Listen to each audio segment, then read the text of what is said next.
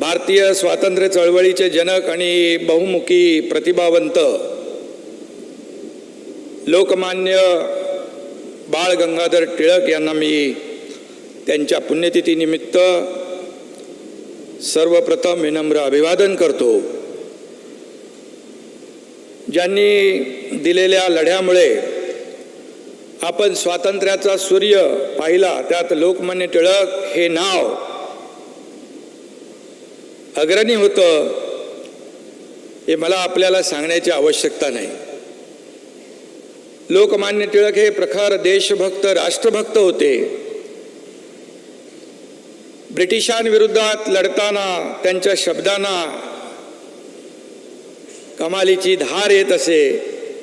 अशा लोकमान्य टिळक यांच्या नावाचा पुरस्कार आदरणीय मोदी साहेबांना, आपल्या लोकप्रिय प्रधानमंत्री महोदयांना मिळणार आहे. त्याबद्दल मी मोदीजींचं आपल्या सगळ्यांच्या वतीने, महाराष्ट्राच्या वतीने मनापासून अभिनंदन करतो. हा पुरस्कार स्वर्गीय इंदिरा गांधी, अटलजी, प्रणव मुखर्जी, बाळासाहेब देवरतजी, मनमोहन सिंगजी असं अनेक शास्त्रज्ञ, उद्योजक, संशोधक ज्यांनी समाजामध्ये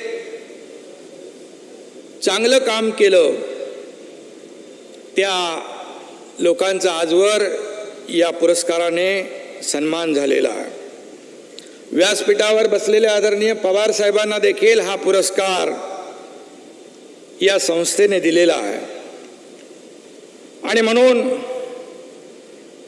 वर्ल्ड लीडर, जागतिक नेता म्हणून नावलौकिक कमावलेल्या मोदीजी यांची यंदाच्या पुरस्कारासाठी टिळक प्रतिष्ठान स्मारक ट्रस्टने निवड केली. त्याबद्दल टिळक ट्रस्टला देखील मनापासून मी धन्यवाद देतो, त्यांचेही आभार मानतो.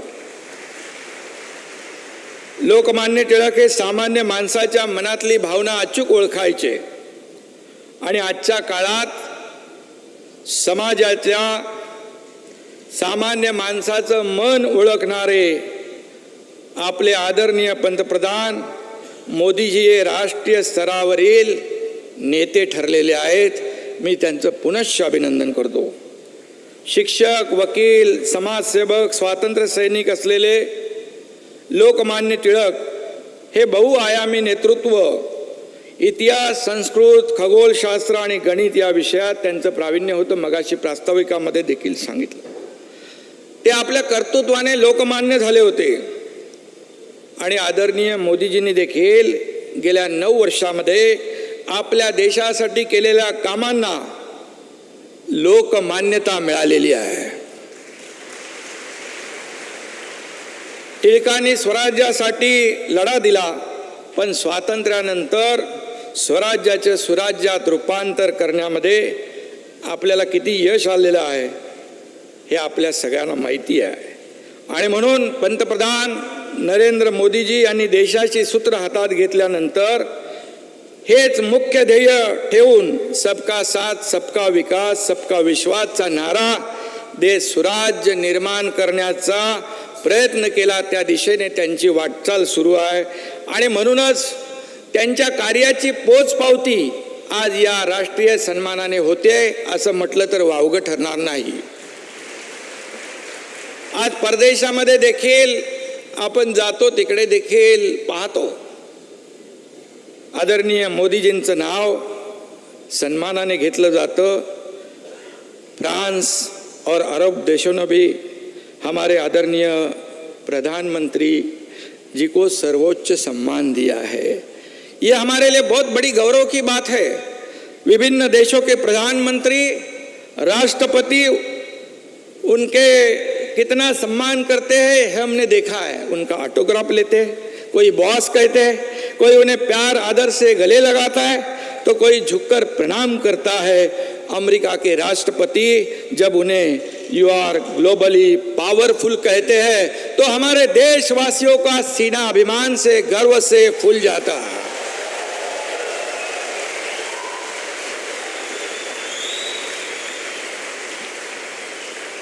जब बड़े बड़े देशों की अर्थव्यवस्था चरमरा जाती है तब हमारे देश की अर्थव्यवस्था बनाए रखने का काम नहीं, बल्कि उसे 10वें नंबर से 5वें नंबर पर लाने का काम आदरणीय मोदी जी ने किया। यह भी हमारे लिए बहुत बड़ी गौरव की बात है। 150 वर्ष ब्रिटिशांनी आपल्यावर राज्य केलं, त्यांना देशातून हद्दपार करण्यासाठी लोकमान्यांनी लढा उभा केला। त्याच ब्रिटिशांच्या अर्थव्यवस्थेला देखील भारताने आदरणीय मोदी साहेबांच्या नेतृत्वाखाली मागे टाकलंय। हा देखील आपल्यासाठी सर्वोच्च अभिमान आहे आणि म्हणून हे आदरणीय प्रधानमंत्रीजींचं कर्तृत्व आहे आणि म्हणूनच त्यांना हा पुरस्कार या ठिकाणी मिळालाय। खरं म्हणजे या पुरस्काराचे साक्षीदार, या ऐतिहासिक सोहळ्याचे साक्षीदार होण्याची संधी आमच्यासारख्या कार्यकर्त्यांना मिळाली, हे आमचं भाग्य समजतो। आणि म्हणून लोकमान्यांनी विदेशी वस्तूंवर बहिष्कार घालण्याचं आवाहन करत स्वदेशीचा नारा दिला। आज माननीय प्रधानमंत्री मोदीजी आपल्याला आत्मनिर्भर भारत करा म्हणून असा मंत्र मोदीजींनी दिला। लोकमान्य टिळक यांच्या एका सभेत बोलताना लोकमान्य म्हणाले होते, योग्य रस्ता येण्याची वाट पाहत आपण दिवस घालवतो। आपल्याला याचा विसर पडतो की रस्ते हे वाट बघण्यासाठी नसतात तर चालण्यासाठी असतात। आणि मोदीजींनी लोकमान्य टिळकांचा हाच उपदेश आत्मसात केलाय आणि त्याचा अंमल करण्याचा, त्याची अंमलबजावणी करण्याचं काम ते या ठिकाणी करतात। त्यांनी एकदा ठरवलं की ते त्या मार्गाने जातात। मग काश्मीरमधलं 370 कलम असू द्या, राम मंदिराचा विषय असू द्या, वाराणसीचा कायापालट असू द्या,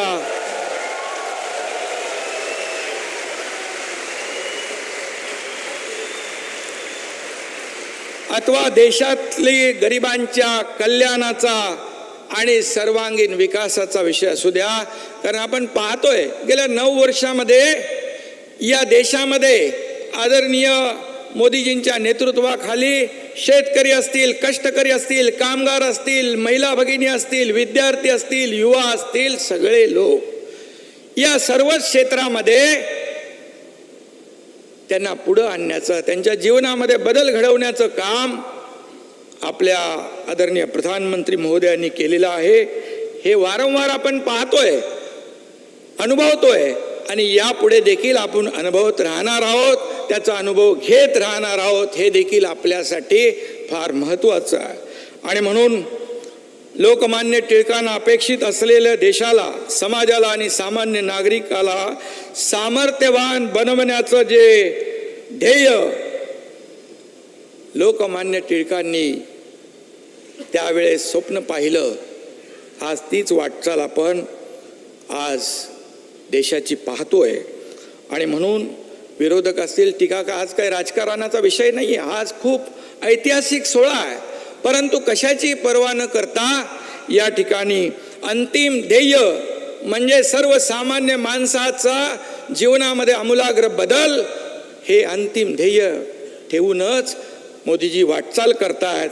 हे आपल्यासाठी खूप महत्त्वाचं आहे आणि त्यामुळेच आज जगभरातले लोक त्यांच्याकडे एक महत्त्वाचा नेता म्हणून पाहतायत। हे आपल्या भारत देशासाठी देखील, आपल्या भारतवासियांसाठी अभिमानाची बाब आहे। आणि म्हणून लोकमान्यांसारखा नेते हे राष्ट्राचे प्राण आणि त्यांच्या कल्पनेतला बलवान देश घडवणे हीच खरी श्रद्धांजली त्यांना ठरेल असं मी या ठिकाणी सांगू इच्छितो। आणि म्हणून रात्रंदिवस देशाच्या विकासाचा, प्रगतीचा ध्यास घेतलेले आदरणीय प्रधानमंत्री मोदीजी त्याच बुलंद भारताचे स्वप्न प्रत्यक्षात आणण्याचा प्रयत्न करतायत। आणि म्हणूनच या पुरस्काराने त्यांना आता लोकमान्यांच्या आशीर्वादाचं बळ प्राप्त होणार आहे, ताकद प्राप्त होणार आहे, आशीर्वाद प्राप्त होणार आहेत आणि ऊर्जा प्राप्त होणार आहे। आणि म्हणून मी पुन्हा एकदा आदरणीय प्रधानमंत्री महोदयांचं मनापासून अभिनंदन करतो, मनापासून शुभेच्छा देतो आणि लोकमान्य टिळकांना देखील मी वंदन करतो। धन्यवाद। जय हिंद, जय महाराष्ट्र। VK न्यूज, राष्ट्र के नाम।